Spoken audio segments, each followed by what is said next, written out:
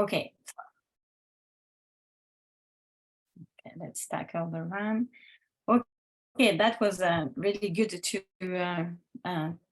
tell that, because we are all for, of course, respect of everyone and safety first. So do you remember the first time you already were involved in an antenne activity in Strasbourg, Davis? I think that will be around 2014 or 2015. It's a long time. Yeah, of course, almost 10 years, maybe even Yes, 10 years. yes. So that was the first time. So you were invited at the European Parliament, and that was the day of the Pride. Yes. We used to call it Pride before. No, it's a different name. And you showed up, and you showed it completely spontaneously. You were just dancing next to me because you love to dance, and I was like, "Who are you, sir?" And you said, "Oh, I'm an African. I'm completely an advocate, and I'm Anglican, and let's dance together." So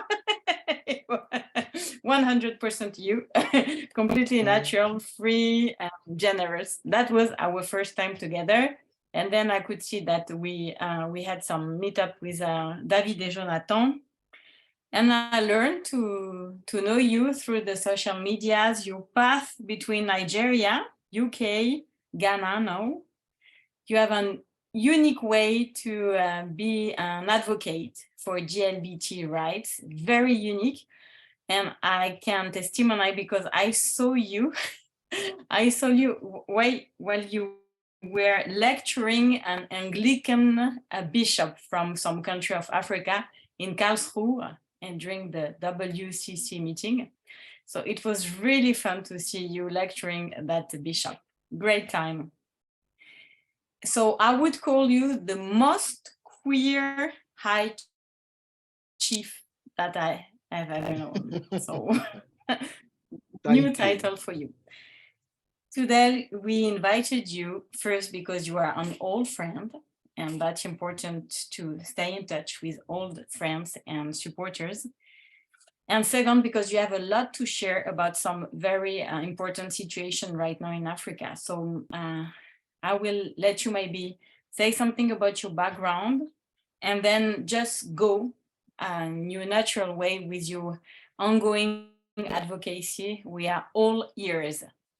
Don't forget to make some pauses sometimes, so our online translation can be done quietly and smoothly. Thank you very much. What a unique way to introduce me. But one of the things that I think you missed out in the introduction is that during one of our trips at the European Forum Conference, you and myself and one other person, I think one of the imams, we have formed a dancing group.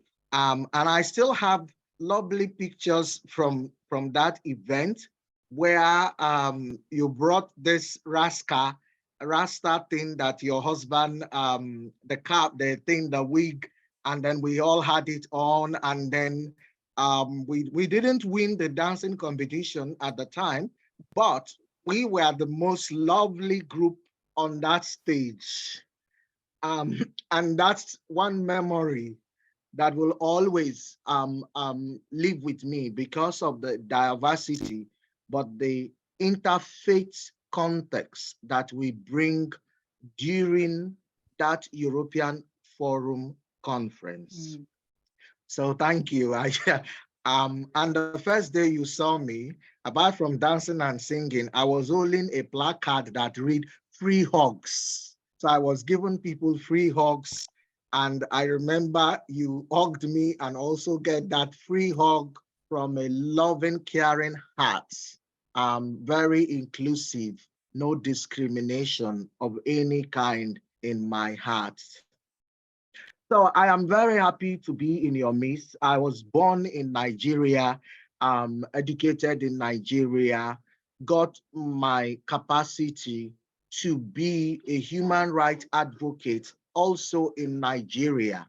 But you see, is different from the West, where people are empowered or people have role models. I didn't have a role model that I can look up to at the early days of my advocacy, because I have suddenly read horrible things about LGBTIQ people in the media from Nigeria at the time. And as you know, from 1998, the Global Anglican Communion, they are beginning to discuss human sexuality. And in the discussion for human sexuality, our African bishops actually were not conforming to the resolution that they have agreed upon, that they will respect and listen to the views of everybody. Our African bishops decided to be hostile, and we are saying all kinds of negative things. Some I'm not even comfortable to repeat them after many years, as I'm beginning to heal from all of those things.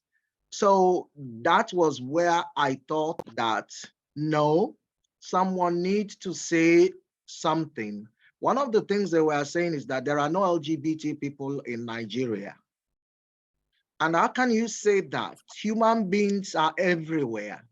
And then they are saying that even if there are LGBT people in Nigeria, they can never be Christians.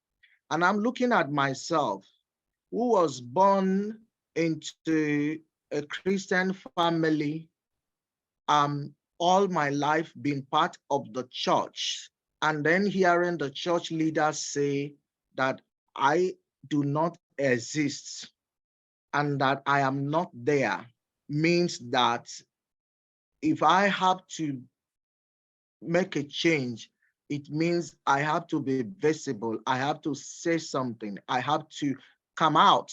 Um, and like Lazarus that heard the voice of Jesus and came out from the tomb, death could not stop him. For me, that was my coming out point to say, no, I disagree with what the church leaders are saying. Some of us don't even have passport at the time. We haven't flew out of the country. We haven't met Westerners. We haven't had business to do with Western influence. So why are you saying that we are being corrupted? We are born and raised. So when we speak out, our identity become something that is difficult for the church to disregard. So my speaking out became offensive to the very influential Anglican bishops, but also to the government that, are hostile to LGBTIQ people. Not only government or religious leaders, but also within some of my family, some of my community, some of my schoolmates, some of my colleagues. When you talk about human sexuality, suddenly people forget the human that they have all known all their life, the kind person, the honest person, the good person, and all they begin to think about is, your sexual life and all of that, and use it as a way of humiliation, as a way of, these days I'm free to use the word terrorize and make the person become like an outcast. There was no support system. Today, I know where I can go and look for support. I can phone Joan and say, Joan, I'm going through some situation, but that back then it was not so. So I was getting attacked from the government. I was getting attacked from community. I was getting attacked even from family. But I want to tell you that one of the things that help my advocacy is continuous persistence, continuously being there, continuously telling your story. Continue to be visible. We are part of the church. Even though the church is trying to deny that we are not there as a way of silencing our voice, we need to be visible. To change the church and change the attitude of the church, you have to be part of the church system. You can't stay in your distance and then think that you will change the church from a distance or change the views of religious leaders from a distance. That's not happening. That's why you can see that in Europe, most parliaments are progressive, but then inside those countries, the religious institutions are way, way, way backward because there aren't enough voices. They work so hard, use the religious privileges to shut down voices that don't agree with them. First, they say we are a taboo, and then they say we are mental health. Now they are saying transgender people are the devil's incarnate. So they always have one form of thing or the other in order to describe us. But we can only tell them that that's not who we are if we don't leave the space. And so I want to encourage you that one of the things that helped me to achieve changes was not running away and getting fed up with the church, because that's what they want. It was me. I mean, sometimes it's really hard to carry on. It could be very depressing. But then when I look at the love of Christ in me, when I know that I am not shameful to my God, that I am a gift, and that my sexuality and whatever I am is a blessing, I pick up that energy. When I was in Nigeria, I've always I've worked as a teacher. I've taught in Sunday school. I've sang in the choir. I have good credentials to show that I am not a visitor. And so now, where are we? The church have stopped denying that we are not part of the church. The African churches have stopped denying that LGBTQ people are not part of the church. They are not part of the community. They are not part of African.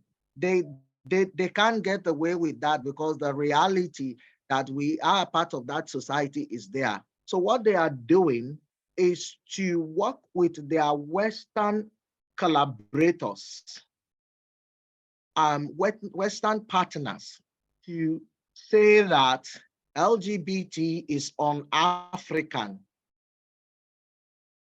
But like I say all the time, how can you say that LGBT is un-African when you are the one saying that all human beings originated from Africa?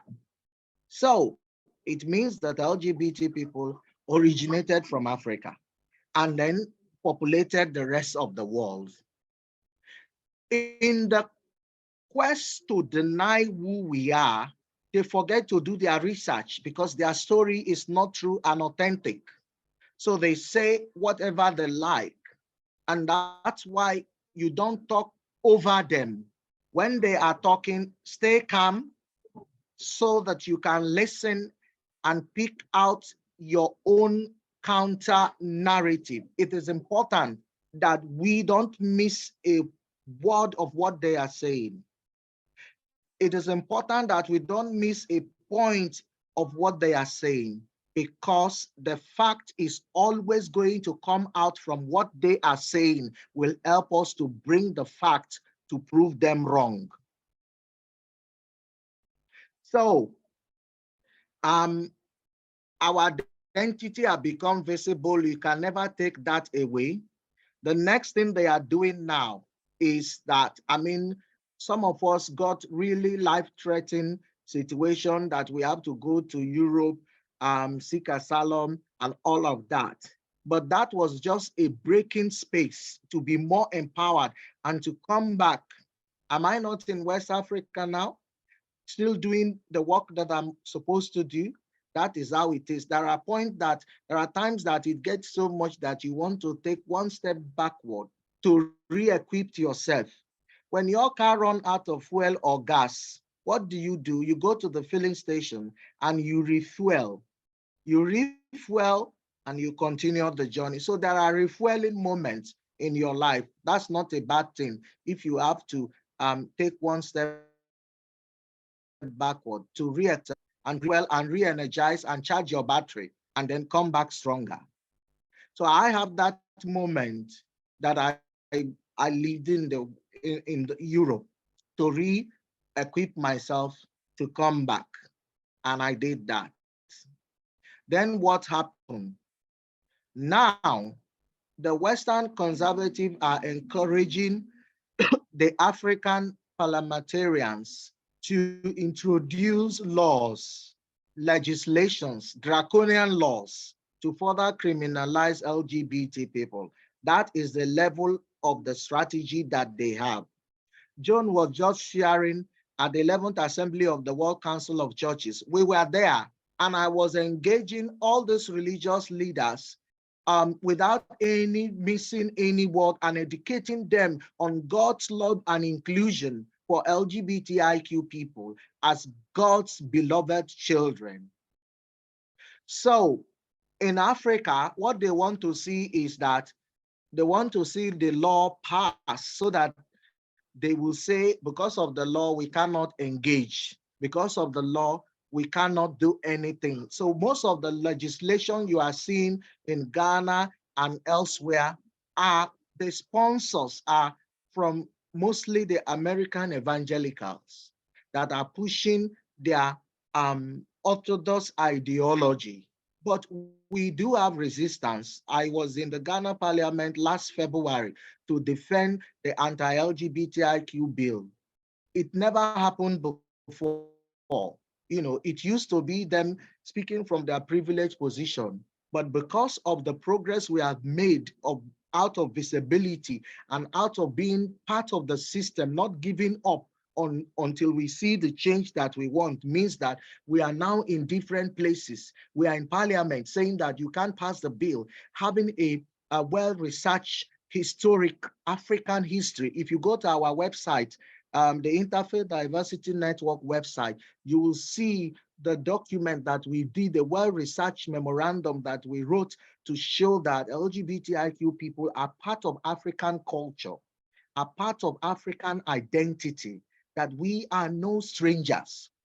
So the current global trend, be it Uganda, be it in Kenya, and elsewhere, Tanzania, what we are now fighting is that they are using the law to create harsher and difficult situation for us.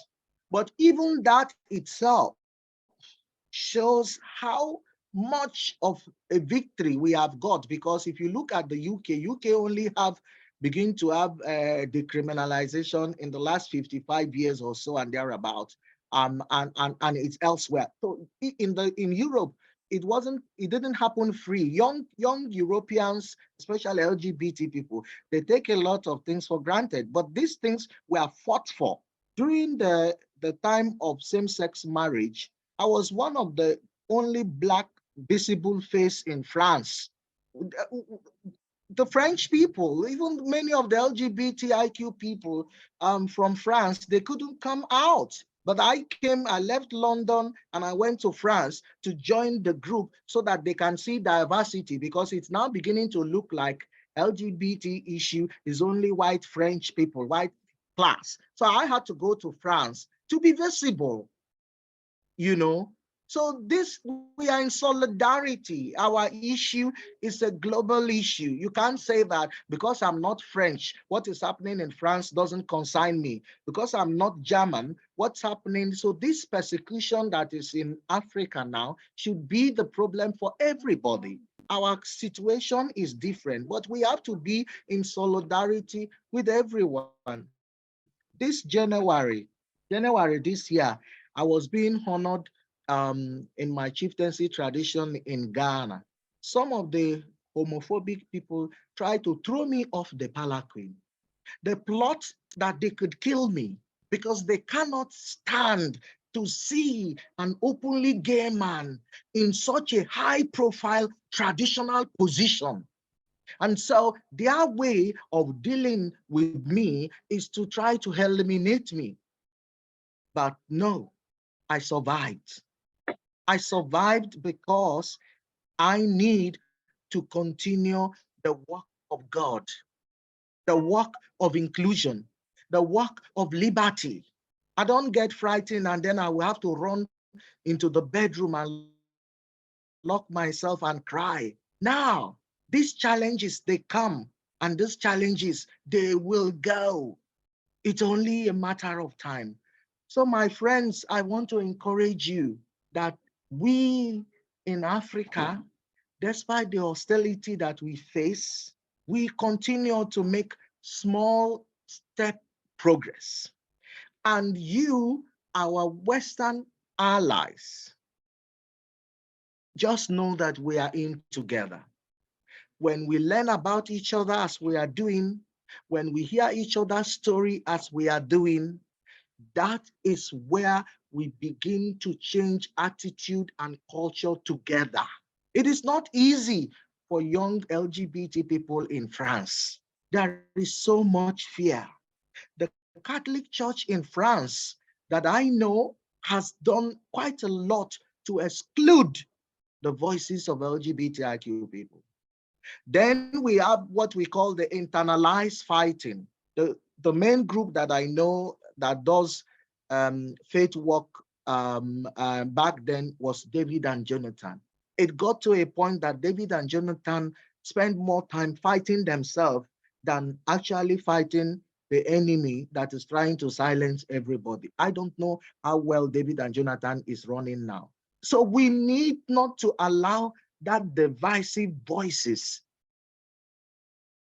to divide us.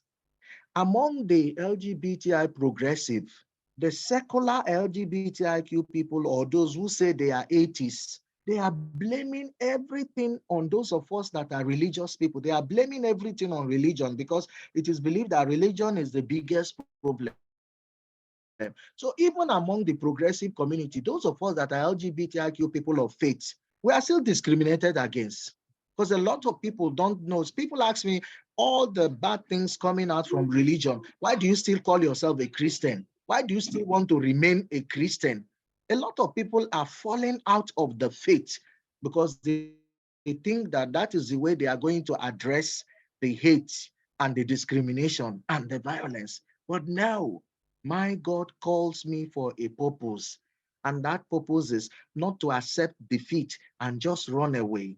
If you run away today, what of tomorrow? What is the song we are going to sing for the younger generation that is going to come before us, the early Christians? No matter how people try to silence their voice about the resurrection, they continued to share the good news. There is example already out there for us. Why are we not seeing that good example and taking it?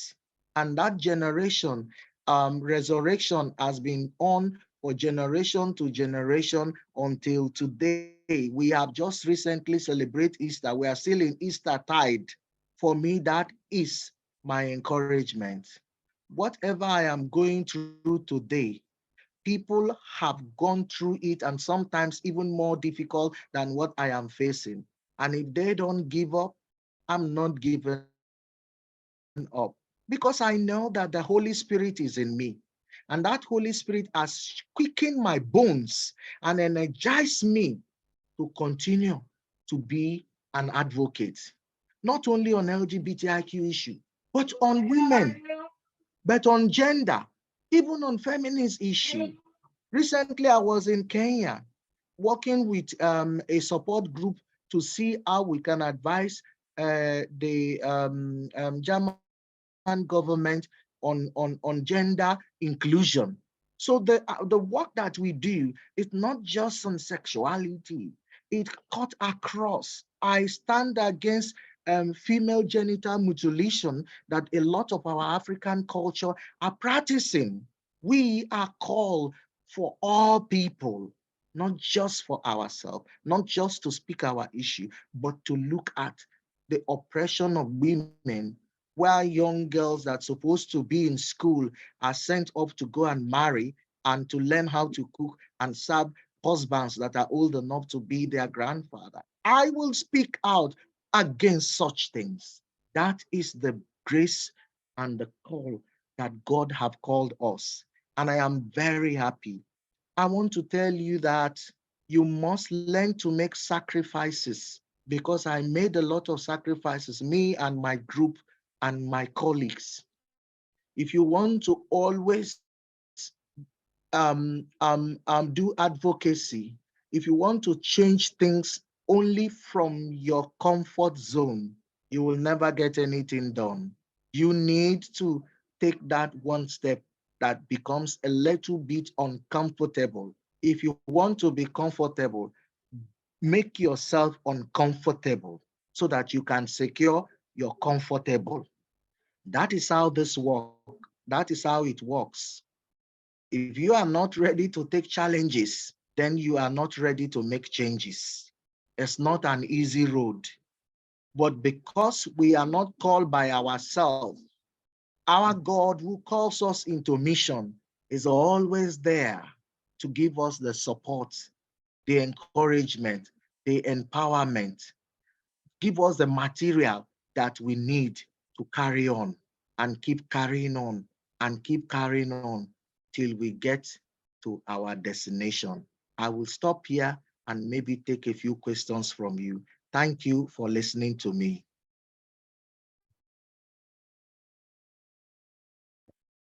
Thank you very much, David. We could really see how much of an Anglican preacher you are. That was one of your various callings, right? To preach in church as well. Yes. Thank you for making this kind of preaching presentation all together. Thank you. Very inspiring. So, voilà. Comment vous voulez procéder pour les questions? La question peut être mise dans le chat ou bien dite en français, on la traduit en anglais. Voilà. On peut peut-être laisser toutes les options ouvertes. Je ne sais pas ce que tu en penses, Juliette. Ouais, Clémence dit ouais. Ok, super. Maybe I have a first question for you, Davis. We met in Karlsruhe at the WCC assembly. Maybe you don't remember me, but I remember you really good. And you were with the Rainbow Pilgrims of Faith. Yes. And my question is, how did you meet these faith Europeans, people from Europe, and how now they're international, I know. But what is your history with them? Because I think it's really interesting. We don't know them so much in the Antenne Inclusive and in France, and I think it's also really interesting. Thank you so much. And yes, thank you for reminding me that we actually met. I've forgotten your face completely. But the Rainbow Pilgrims of Faith was the baby of the European Forum. The European Forum that came out from the appetite to work with the World Council of Churches ecumenically. So it's an ecumenical work, and that is our the space to support LGBTQ people to be having the opportunity to engage more on human sexuality at the World Council of Churches level. Now, it's not European. It is, as I said, it's global, but there seems to be like it's a European base. It's not a European base. The coordination is from the European Forum, but you have people from the American churches, You have long-time people from the South African churches and others. And then when I lived in Europe and then become part of the European Forum, I had the opportunity to know about the existence of the Rainbow Pilgrims. And when I went back to Ghana, I was invited to join them because there are no enough voices or participation from that part of the world. And so it's going to change more as we progress. But yes, it looks like it's European based, but it's actually a global space for LGBTIQ people of faith. Yeah, thank you. I think it's really nice to know that there are different networks everywhere, and we're doing it on a really local level here in Strasbourg, but there are people everywhere, and I think it's nice to know it. Yes, that yes. we're not alone. No. So thank you very much. Thank you. Yes. Davis, would you please say a word and say it slowly about your own organization? Because myself, it took me time to understand what you developed in Africa. Qui n'est pas tout simple à comprendre parce que c'est pas tout à fait une association, pas tout à fait une institution, voilà. Donc peut-être on va mieux comprendre. Thank you. I've just put the link of the organization there in the chat box in case people want to look it up for themselves. But it is called the Interfaith Diversity Network of West Africa, IDNOWA. This network, the idea for me to form this interfaith network came in 2014 when Pope Francis called for the family synod to hear the voices of different families. And we didn't have voices from Africa. So a group of people from the European Forum asked me if I would be willing to go and interview LGBT Catholics in Ghana, in Nigeria, Benin, Togo, in West Africa. I accepted the invitation and I went to West Africa. Excuse me, I'm supposed to speak the story of Catholics, but the Muslims, the Hindus, and people from other Christian faith, they all want to talk to me. So my reports end up having LGBT Catholic voices, but also voices that are not LGBT Catholic. And then we went to Rome. I'm one of the participants under the Global Rainbow Catholic network that went to Rome in 2014. And we had a conference when the family synod was going on. When I came back, that is where I got the interest to not only work for Christians, but also to work for the Muslims or other faiths that nobody is interested to do. So we became, in 2016, the network was established, and the very first interfaith network that is supporting people of all faith background, LGBT people of all faith background, but also people of non-faith.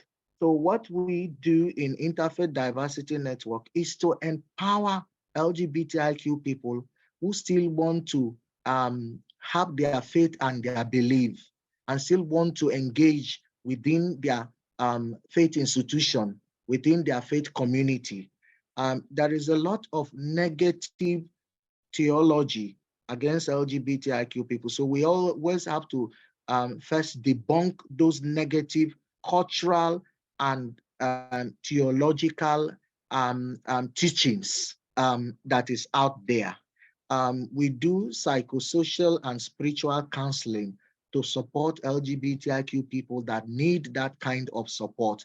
So we are doing advocacy on a regional level, on an international level, and on a local level. But our work in the Interfaith Diversity Network is to empower our community to be able to have the voice to advocate for themselves, tell their story, and to live freely and safely within their culture and tradition, but also within their traditional institution.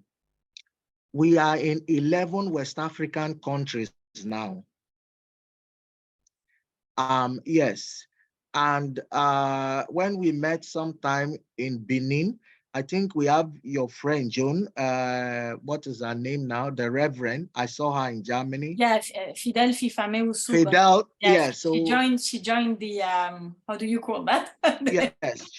Yeah. So we interface. now absolutely. So we are training our indigenous religious leaders to be more inclusive, while at the same time providing all kinds of support, both technical and others, to our community. So we do a wide range of work in the Interfaith Diversity Network. In Ghana, currently, we are fighting against the law that is going through Parliament. That is taking a lot of our energy. That was a very complete answer. Thank you very much, Davis. You have so much on your mind. I'm impressed. Thank you. 11 countries. Yes. That's a huge work. A lot, very challenging. And you know that we don't have core funding, so money is always a problem. But you know, if you want to wait until you get the money before you start doing something, then you will never do something. So we just keep going. I'm seeing John Russia. I just it looked like a familiar name to me. John yes, it's Loana. Oh yeah, yes, you know sorry, her. Loana. You know. Loana, do I know you? Il faut que tu allumes ton micro, Loan. Je m'exprime en français parce que mon anglais n'est pas très bon. C'est possible qu'on se soit rencontrés, je ne sais pas où, mais je vois du monde, je ne sais pas trop. Et c'est vrai qu'on suit les mêmes combats, sauf que c'est vrai que chez les catholiques, c'est plus compliqué. Parce que effectivement, la place des femmes déjà est inférieure, subalterne, soumise. Et en plus des personnes LGBT derrière, c'est encore moins réjouissant, mais ça avance quand même. Et vraiment, il y a de l'espérance, même si on reçoit aussi beaucoup de choses. Par exemple, à tout apôtre, Sylvain a reçu une lettre de menace. Moi, je suis régulièrement traité de je ne sais pas quoi par les tradis. Jean-Michel Dunant aussi, de la communion Béthanie. Mais bon, on est là. On continue à agir de l'intérieur pour les catholiques et pour les LGBT croyants. Je vois qu'on a le même combat, en fait, qu'il soit au niveau France ou européen ou international, c'est le même combat, même si on nous ramène tout le temps qu'il y a un complot LGBT. C'est un classique, ça, maintenant, ça vient aussi. Mais on est là. Et on ne lâche pas. Je donne un exemple très simple. Par exemple, avant, les personnes transgenres étaient complètement rejetées par l'Église catholique. Et maintenant, on vient nous demander nos conseils dans les instituts catholiques, des collèges et lycées, parce qu'ils ne savent pas comment accueillir les personnes LGBT et les personnes transgenres. Alors ça, c'est très étonnant, lorsqu'on ne se considère pas du tout comme des personnes expertes, mais c'est juste notre expérience en communion Béthanie qui nous montre que finalement, en persévérant, en restant opiniâtre, son opposition, petit à petit, ça fait bouger les lignes de l'intérieur. Wow. You know one each other through the communion Béthanie of Jean-Michel Dunant. Well, I just want to say thank you to Luan for still remaining within the Catholic Church. The Catholic Church still have a lot of work to do, but we also see that what we are saying, Pope Francis is taking us seriously. Recently, Pope Francis said that to criminalize LGBT people is a sin. It's not the correct thing to do. Many of the Catholic bishops in Africa, they don't like to hear that type of word, but that is very encouraging for us. We believe that that is one step moving forward. The Catholic Church in Germany is making a lot of progress, and we are following that a lot. So I think that there is a lot that we can learn from Germany, and there is a lot we can learn from the Pope when it comes to the Catholic Church. The Catholic bishops here in West Africa, they are always calling for criminalization of LGBTIQ people. So we have to take the Pope's statement to them all the time to say, this is what the Pope is saying. And why are you saying this? So I know it's not easy for you, Luan, but I say, stay strong, stay focused, and I know that in the end, you will be successful. Thank you very much. Par exemple, j'étais tout dernièrement pour les funérailles de Monseigneur Gaillot, Jacques Gaillot, qui a été rejeté par sa hiérarchie cléricale parce qu'il défendait les droits des femmes et les droits des personnes exclues, des pauvres et des LGBT. Et donc, il a béni aussi les couples. Et donc, on lui a fait perdre son diocèse. Mais pour son enterrement, moi, je suis venu en tant que représentante de la communion Béthanie des LGBT croyants, et j'avais en plus une écharpe arc-en-ciel. Alors, c'était à Saint-Médard, le 19 avril dernier, et c'est une paroisse tradie, et personne n'est venu m'insulter, personne n'est venu me dire quoi que ce soit, alors que j'étais visible, et en plus j'étais accompagné de ma sœur Christina, qui est de tout apôtre, qui est femme prêtre à l'association romane catholique Women Priest, et donc on était là toutes les deux et personne n'est venu nous mettre dehors. On a pu assister aux funérailles. Et il y a même un prêtre de la fraternité Maurice Zendel qui est venu me saluer en me disant qu'il me remerciait d'être là et de représenter la communion Béthanie. Il a pris ce courage à deux mains alors qu'il y avait une vingtaine de prêtres, il y avait 6 évêques. Enfin bref, il a eu ce courage-là et j'ai trouvé ça beau. Ça montre qu'il y a, au sein même de l'Église, il y a des ouvertures qui se font.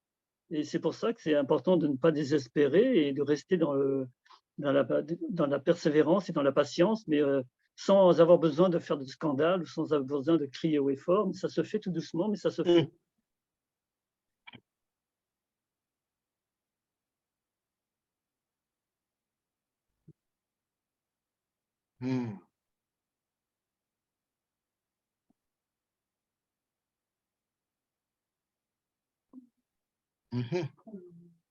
Yeah.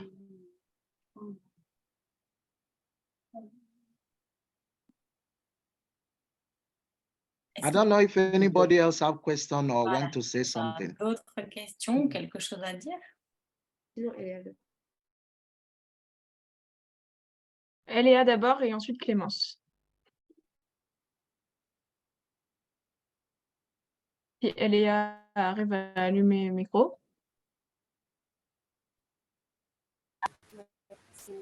Allez-y. Bonjour. Est-ce que je pose la question en français ou en anglais? Je sais pas. Bon, ok. Attends, on entend ou pas? Oui, on entend. On entend. Okay. Désolée. Thank you so much for everything. I was just wondering, when you in your work in West Africa, where you're working with local LGBTQ plus people of faith, how do you meet them when you arrive in a country? Yes, I was just wondering that because just to give a bit of background, I'm from Togo. I've lived in Ghana. I've been in France now for a while, but like, I mean, I am like, I know that just being out, I'm not even talking about being Christian and out, is like so difficult in Togo. I'm really wondering how it's really realistically working once you. Yeah, sorry, I'm not sure.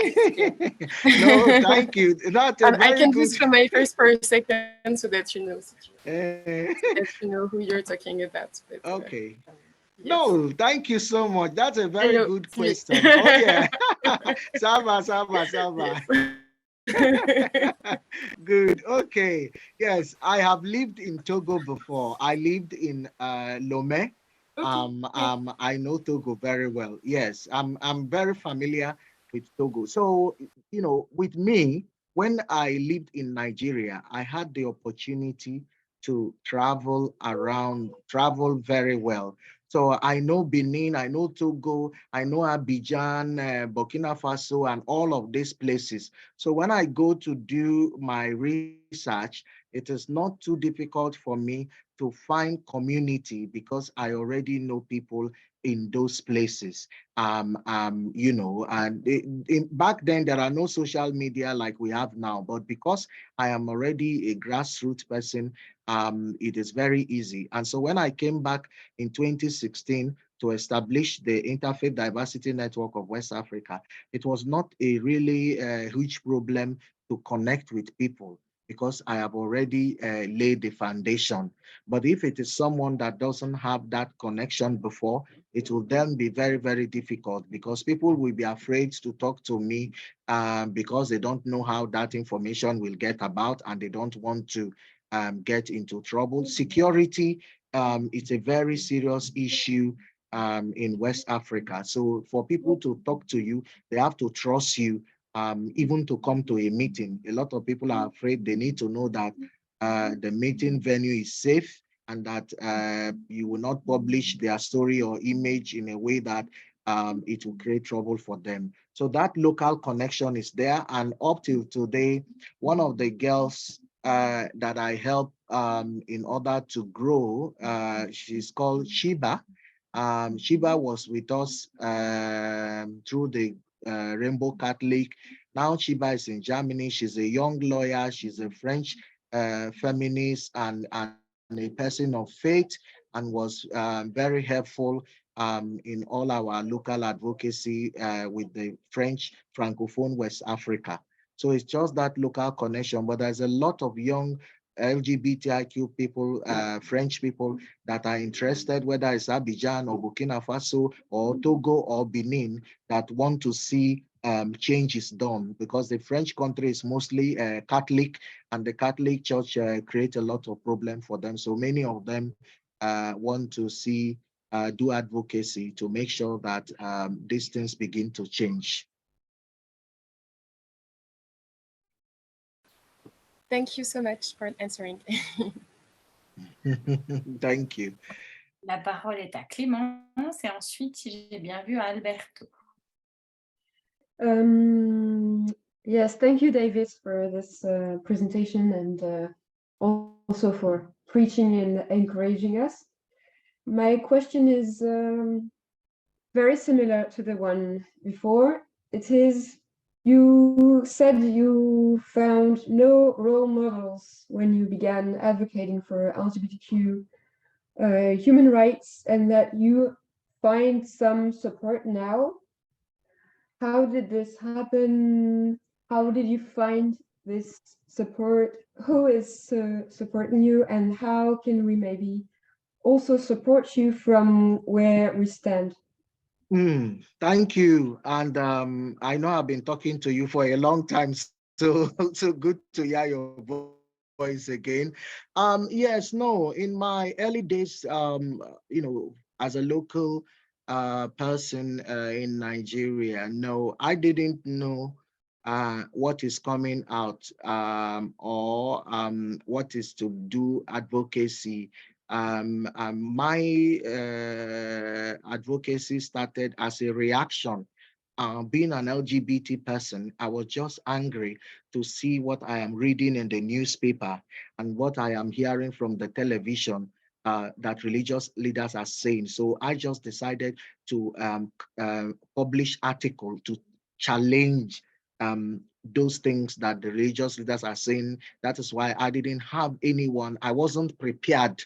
And that is why it also went a little bit very badly because what it means that they came in defense of themselves and attacked me very, very badly. Maybe if I was prepared, if I had role models, maybe I could have been too afraid and not even do what I'm doing. So for me, I think maybe it's the will of God that nobody prepared me. I was just fed up with the things they are writing about us in the newspaper and with what they are saying. Whenever there is a natural disaster, they will say it is LGBT people that because of them, God is angry, and all of those nonsense just make me to react and begin to speak out. And so when I became known in the media, it means that people begin to make contact with me from England, from France, from everywhere, and then I begin to get support, because it means that, you know, I begin to know people like Joan. I begin to know many other people that now become my support network. Our problem that is always a big issue for us to start with is finance. Like I said, we have got a lot of support from Germany.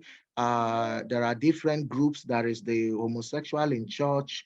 They call themselves Hook, and other groups in Germany that when they have meeting like this, they will do collection and they raise money. For many years, we've been just getting, where we have not got grant, we have got direct support from kind individuals. Not too long ago, I was sick. It was a Christian member from Germany that paid 2,000 euros for my hospital bill. You know, so there are things that people can do willingly, and there are things that people can also do collectively. It depends on. But we need to continue to be in solidarity, because the conservative are now turning this thing to be a Western versus global South debate. So we need to be in your spaces, and where it is safe for you to also come to our country and culture, you too also need to come. We need to have exchange events. We need to be in solidarity. A white LGBT person is not different from a Black LGBT person. We need to break down those barriers that divide us, because those barriers are created in order to divide us. So there are many different ways that we are always looking for people to translate from English to French. So just volunteering to translate things for us, maybe when we have our meeting or conferences, join the meeting and translate from English to French will be very helpful for us. So there are many ways that we have received support, and we continue to receive support, some through donation, but others through technical. And those who have inclusive theological education have empowered us a lot, and we have adapted where people have made progress, countries have made progress. We have also learned and adapted certain things from them in order to apply to our own method. So that is, you know, some of the ways that we can, talk about each other, write about each other, share ideas, and do collaboration, to more collaboration together.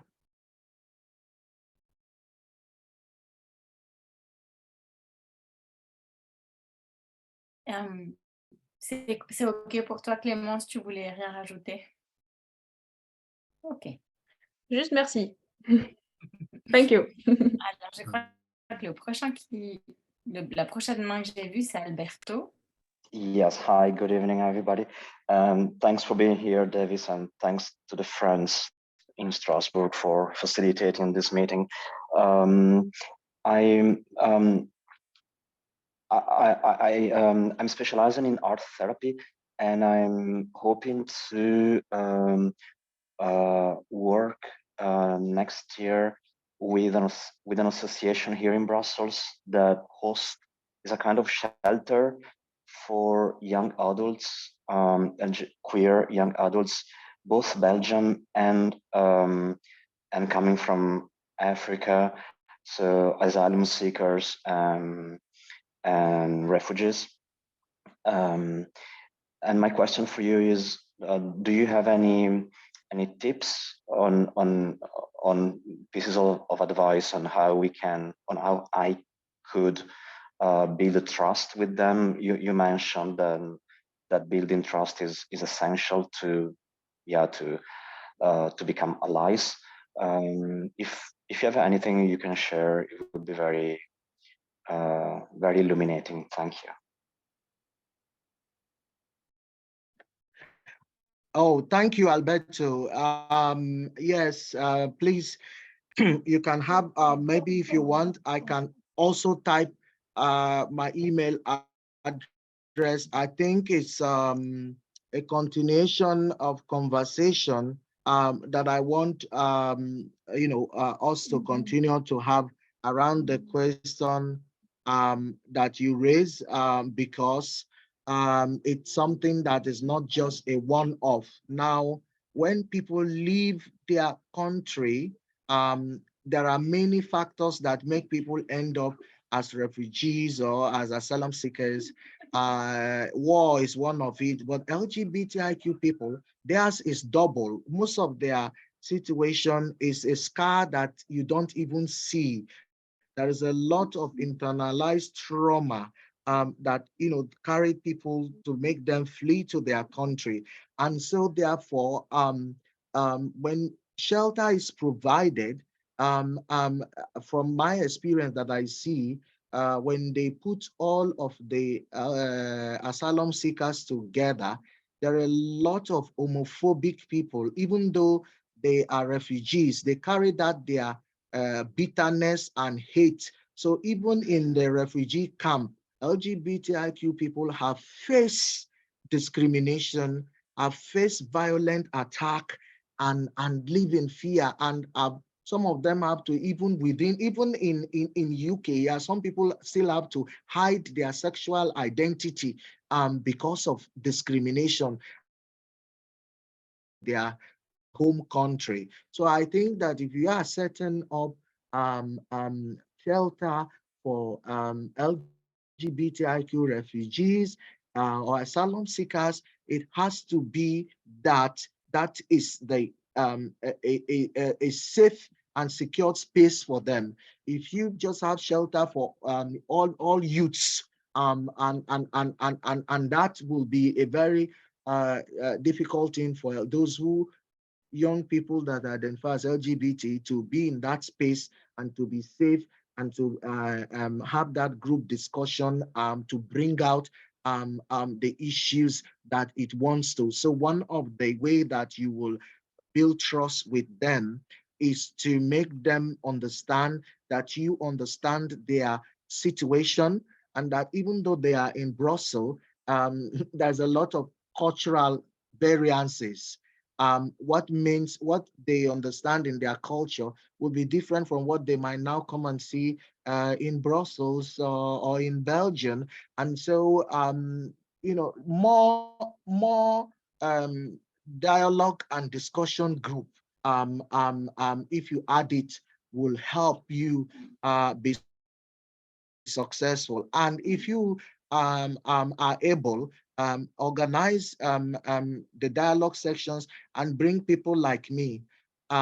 People like to see people like them and talk them through. I have gone through all of migration and all of that. So when I am there as somebody from that background also talking, it also help them to relax. I have gone to Denmark, Germany, and elsewhere to talk in different shelter, refugee, or asylum projects, and even here in the UK, and it has really helped when we are invited to come and share and encourage people. And when people know that someone like me is coming, it also attract them to come. I see the result a lot in France. Whenever I go for events, a lot of ethnic minority people always come because they see the picture and say, oh, it's a Black gay man coming. Then I want to go and hear what he has to say and all of that. So I think, Alberto, it's going to be a continuous conversation that we need to continue to have as we make progress. But thank you. I think what you are trying to do is so brilliant, and I am very, very proud that you want to work in that area. Thank you very much, Davis. Looking forward I'm looking forward to discussing further with you. Yes, please. I'm just leaving my email address in case anybody want to pick it up. It's fine. Et vous pouvez suivre Davis aussi sur Facebook. Sur Facebook, Davis nous tient bien informés, day by day, un petit peu au jour le jour, de comment avancent certains projets. Write you a lot on Facebook, and sometimes I feel so close to you because you post pictures of your mom who's very supportive, avec sa maman qui le soutient. Yes. Yeah. Oh, we go a long way. I know, Joe. Yeah. Big up to you, That's what. Wonderful, Mama. Yes. Est-ce qu'il y a d'autres questions, d'autres peut-être témoignages aussi? And now the family. So, you know, to have African family that accept you, it just didn't happen like that. It's a work in progress. You know, that my whole family now come to accept me for who I am. But initially, when I started speaking out and telling my story, it was like a war. It wasn't easy at all, you know. But now they know who I am, and they just have to accept me for who I am.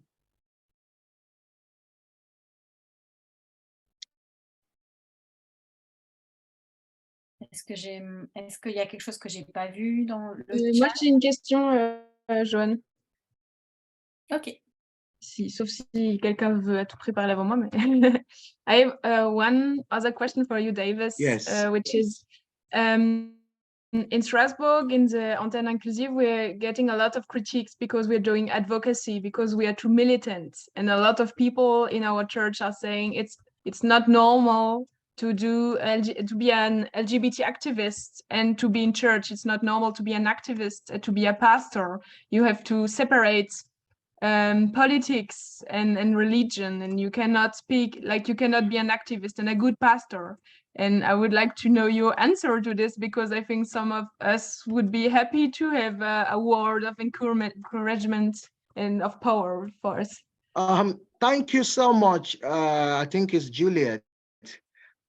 Juliet, yes. So I hear that. First, I'm a pastor myself. I think that is just a way of Jesus came for the oppressed. He didn't come from those who have already got liberty. So if you are not an activist, how are you going to actively be doing the work that God has called you to do? So it is, I think it is church doctrine in order to, what is it called? In order to limit us in our ministry. And I do not accept that type of advice, because I don't believe in gay church, to be honest with you. I believe that we should have an inclusive church where everybody will come. But I don't believe that people who have liberty will tell me that don't be talking about this, don't be talking about that, because they don't want everybody to be offended. Those people that feel offended when you are an activist pastor are the people that accept the oppression that is going out. Martin Luther King was a pastor, and he spoke publicly against all kinds of discrimination. So if I'm a pastor and I'm not able to freely speak against oppression or discrimination, whether it is racism, whether it is human rights, whether it is human sexuality, then something is not correct.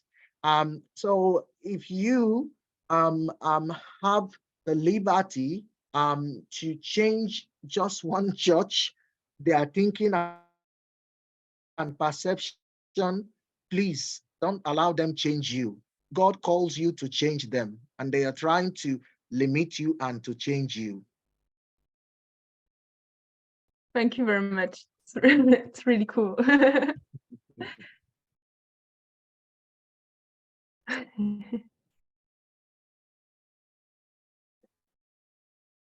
So it means that you have to find people that will be in the parish council, people that will be, the problem with LGBTIQ people that we are not interested in many things. Many of us fear opposition so much. and it's not healthy. It's like when they back at you, you just fall apart.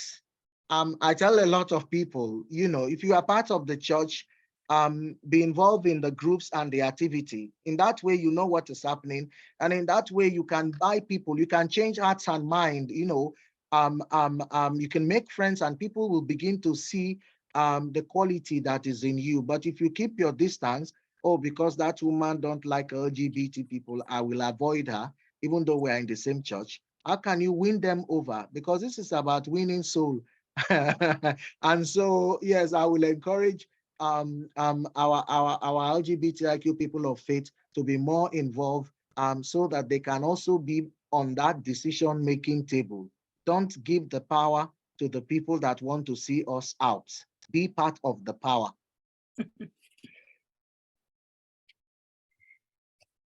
Still preaching the good news. It's already past 8. How do you feel, my dear friends from everywhere? Comment on se sent? Est-ce qu'on veut poursuivre un petit peu ou bien est-ce qu'on a une petite dernière question, une remarque? Est-ce que quelqu'un veut peut-être aussi bénir Davis, comme on fait beaucoup en Afrique?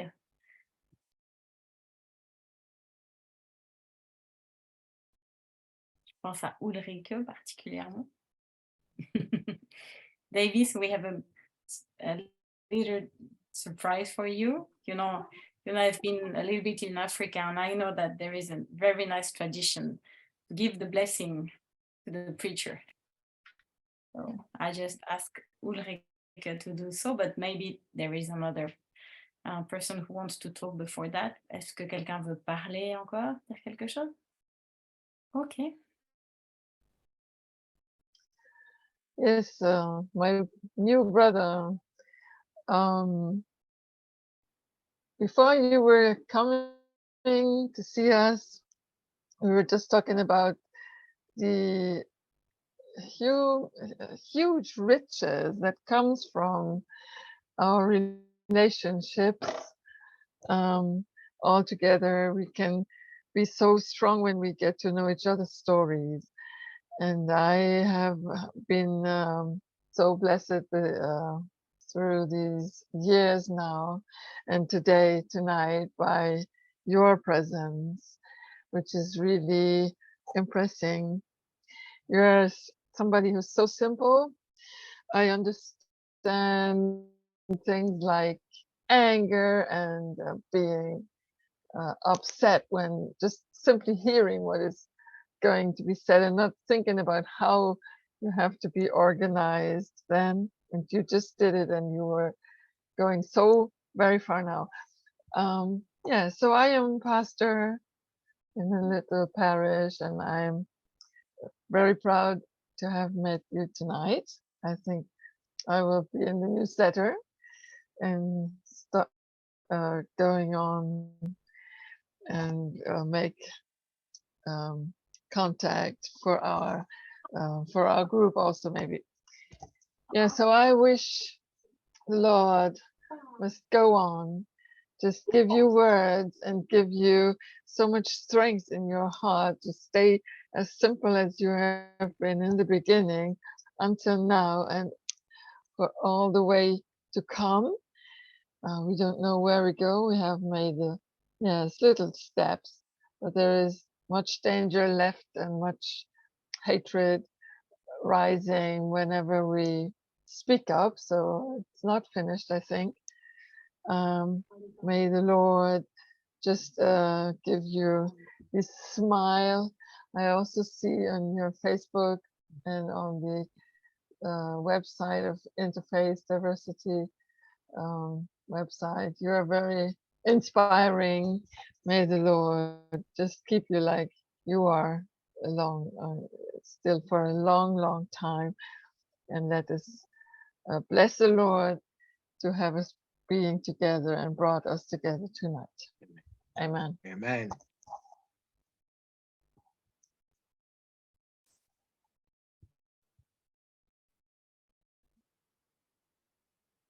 Merci Davis.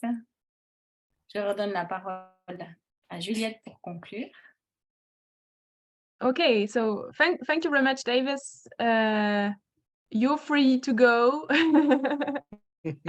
and to Okay. continue your evening. Yes. And maybe we will stay together with a French-speaking person who wants to speak in French, and we will have a small talk before leaving all.